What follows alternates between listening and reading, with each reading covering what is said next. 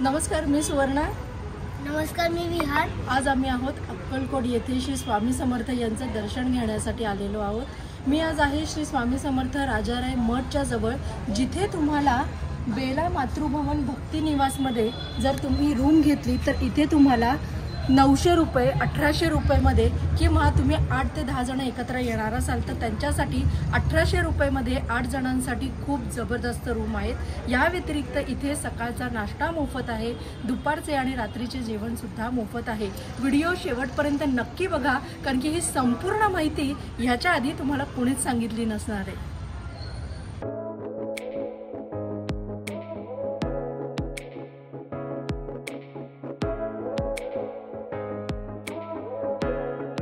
काही महिन्यांपूर्वी सुरू झालेले बेला मातृछाया हे भक्ती निवास इतके भव्य आहे आणि रूम सुद्धा स्वच्छ आणि नीटनेटके आहेत.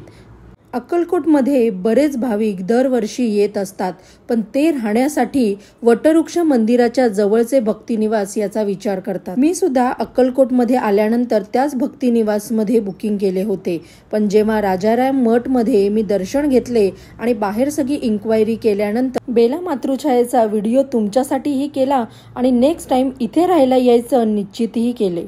कारण अगदी मनापासून सांगते की वटवृक्ष मंदिराच्या जवळ असलेल्या भक्तिनिवासचा अनुभव माझा तरी चांगला नाहीये. तुमचा अनुभव कसा आहे तेही मला कमेंटमध्ये नक्की शेअर करा.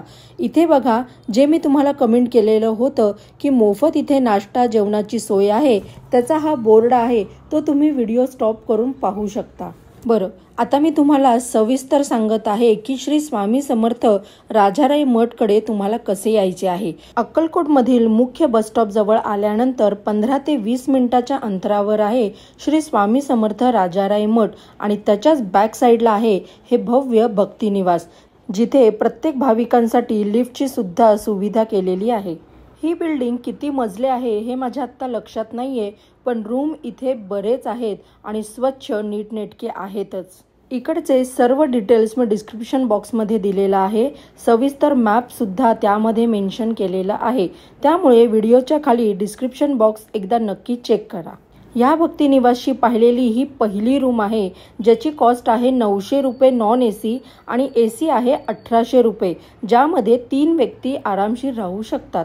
आपल्यापैकी बरेच जण प्रवास करण्याआधी हल्ली यूट्यूब चॅनलवरती त्याविषयी जास्तीत जास्त माहिती गोळा करण्याचा प्रयत्न करत असतो, पण असा व्हिडिओ तुम्हाला यूट्यूब चॅनलवर मिळणे अवघड आहे, कारण की बऱ्याच जणांनी अक्कलकोटमधील बरेच भक्तिनिवास दाखवलेले आहेत, पण हे भक्तिनिवास नवीनच सुरू झाल्या कारणाने अजून याविषयी कुठेही चर्चा केलेली नाहीये. त्यामुळे माझी तुम्हा सर्वांना रिक्वेस्ट आहे की हा व्हिडिओ जास्तीत जास्त लोकांपर्यंत शेअर करा.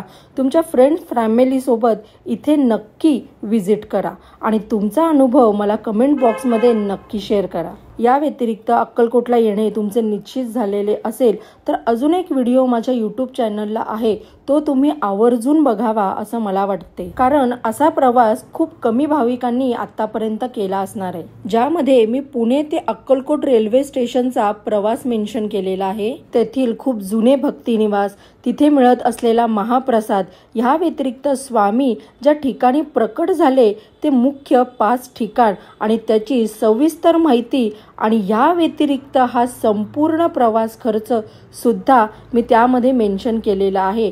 त्यामुळे तो व्हिडिओ सुद्धा बघणं अनिवार्य आहे बरं का. इतकेच नव्हे तर असे बरेच व्हिडिओ माझ्या यूट्यूब चॅनलला तुम्ही पाहू शकता, पण प्लीज त्यासाठी माझ्या चॅनलला सबस्क्राईब करा आणि बेल आयकॉनवर ऑल सुद्धा करा,